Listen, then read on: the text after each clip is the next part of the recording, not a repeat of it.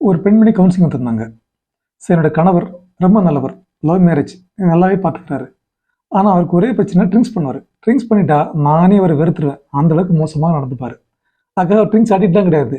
இப்போ கூட சமீபத்தில் கோயிலுக்கு மாலை போட்டார், ஒரு 40 நாள் ட்ரிங்க்ஸ் பண்ணவே இல்லை, மீண்டும் ஆரம்பிக்கிறாரு. இவர் நிரந்தரமாக நிறுத்துறதுக்கு ஏதாவது வழி இருந்தால் சொல்லுங்கன்னு கேட்டாங்க.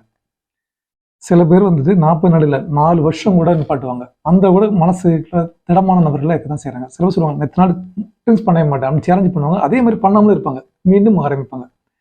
இது மாதிரி நிறுத்திட்டு மீண்டும் ஆரம்பிக்கிறாங்க. முதல்ல மாதம் ஒரு டைம் அப்படிம்பாங்க, அப்புறம் வாரத்துக்கு ஒரு நாள்பாங்க, அப்புறம் டெய்லி, அப்புறம் ராத்திரி மட்டும், அப்புறம் பகல், இப்படி தொடர்ந்துடும். ட்ரிங்க்ஸ் அப்படிங்கிறது வந்துட்டு இது ஒரு ஆல்கஹாலிசம் சொல்லக்கூடிய உடலையும் மனதையும் கட்டுப்படுத்தக்கூடிய ஒரு நோய் தான். இது பாதிக்கக்கூடிய ஒரு நோய். இது ஒரு பழக்கம் சொல்ல முடியாது. ட்ரிங்க்ஸுக்கு ஒரு பழக்கம் இல்லை, இது ஒரு நோய். இது ஆல்கஹாலிசம் சொல்கிறது என்னமோ.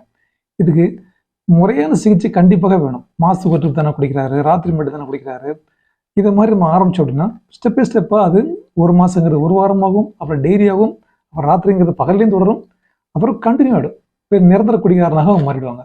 ஸோ அந்த பழக்கங்கள் வந்துட்டு மாதத்துக்கு ஒரு ட்ரிப் இருந்தாலும் சரி தான், டெய்லி இருந்தாலும் சரி தான், அவங்களுக்கு கம்பல்சரியாக ஒரு ட்ரீட்மெண்ட் எடுக்க வைக்கணும்.